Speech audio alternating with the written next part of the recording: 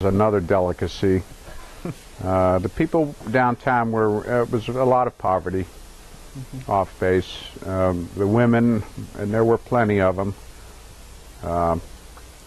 Probably not a good idea to send an 18-year-old to a culture where every woman there in your age group, all they want to do is marry you, because they want to escape the poverty and come back to the States. So that was another culture shock.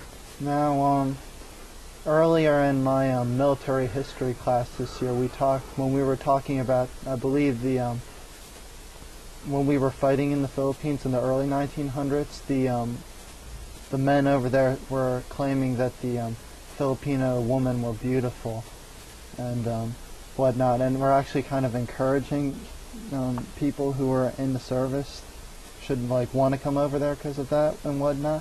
Did you find these women attractive? Well, of course I did.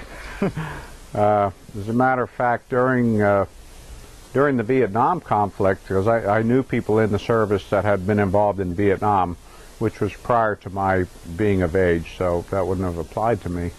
But they used to send soldiers to the Philippines for R&R, for a break. And yes, the women were beautiful.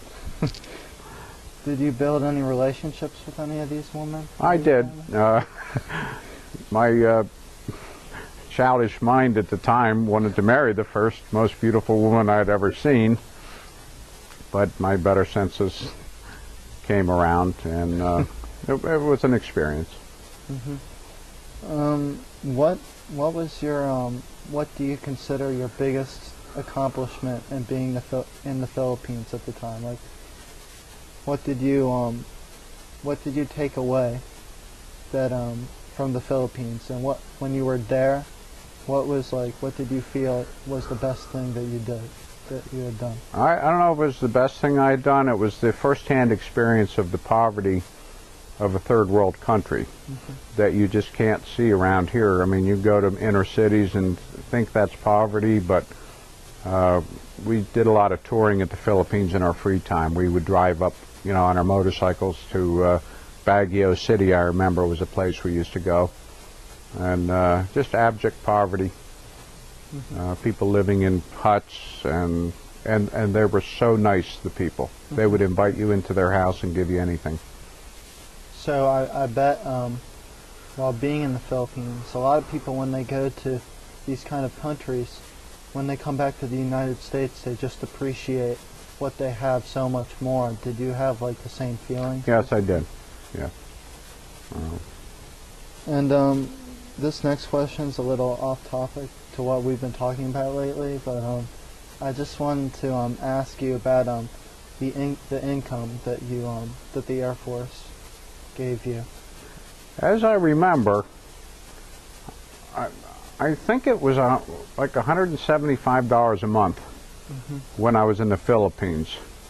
Well, I also remember, a pack of cigarettes was 10 cents, and a Coke was 10 cents or 5 cents. Downtown beer was 6 pesos, which was like 40 cents. So the $175 a month that made us wealthy off base. Yeah. Plus our medical was covered, our meals, we would go to the, to the base and eat our meals there for free. So we didn't really have a lot to spend money on other than, entertainment and extra things. Did the Air Force help you after you were out of the service? Did they pay for your college education and whatnot? They did. They paid completely for my college and flight school.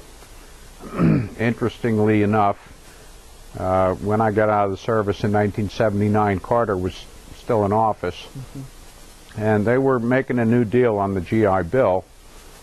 Interestingly, when you sign up, only the government can change the deal, after it's all over. But at one point, and I was going to Embry-Riddle Aeronautical University in Daytona Beach, Florida.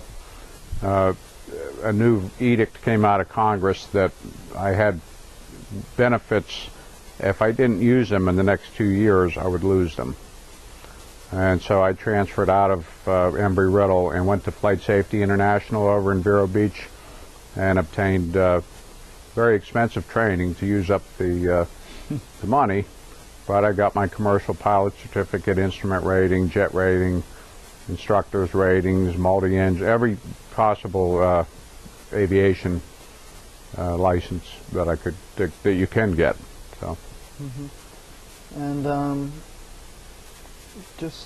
know you touched on it a little bit already, but can you just give us a description of all the education that you received? Like you said, you went to Embry-Riddle and flight school. Were there any other places that you attended? Yes. After I was in the Philippines 2 years, my next base was in Georgia, Valdosta, Georgia. While in Georgia, there was a program where you could attend college while you were in the service, and it wouldn't count against your GI benefits. And so I went 2 semesters at Valdosta State College in southern Georgia. And how was it? And how was the time in Georgia on the base and everything? Was it like the same as when you were in the Philippines, or was it a completely different scenario? Completely different scenario, in a different way though. When people go to the south, they usually go to Florida or vacation spots. In Valdosta, Georgia, it's not a vacation spot, so that's just southern living. And things moved a lot slower down there. But it was a nice, I had a very good experience down there as well. Did you have any family down there while you were in Georgia? Or were they all up north still? I learned that I had an uncle, George, not the uncle that I have in Johnstown, but in Lyons, Georgia. And he was politically connected. When I decided to go to Valdosta State College, I had never taken the SAT test, and that was a requirement.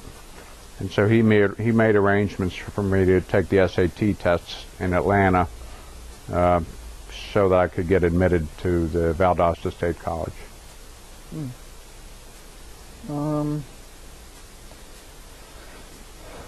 How did your time in the service help you throughout life? What did it teach you? Like, what did you take away from it? Taught me service, discipline. It taught me a lot. It molded me.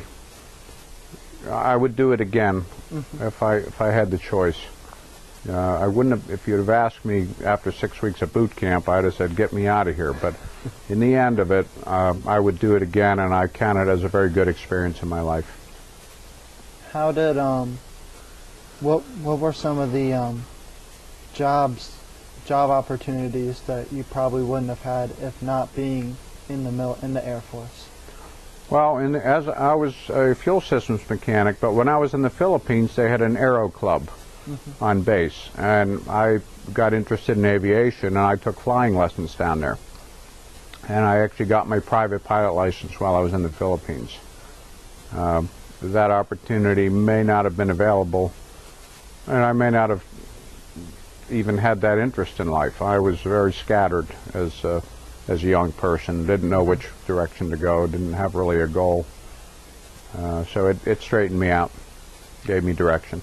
It seems like this time in the Air Force did to you what a lot of people go to college for, which is to find the field that they're most passionate about, to find a job someday in that field. It seems like the Air Force really made you passionate about flying and aviation, and you just developed a love for it. And what kind of jobs in aviation did you acquire after the Air Force, if any? I was a flight instructor. That was my first job in aviation. Not right after the Air Force, but it was after college and flight school. Mm-hmm. I started out as a flight instructor, just giving flying lessons at the local airport.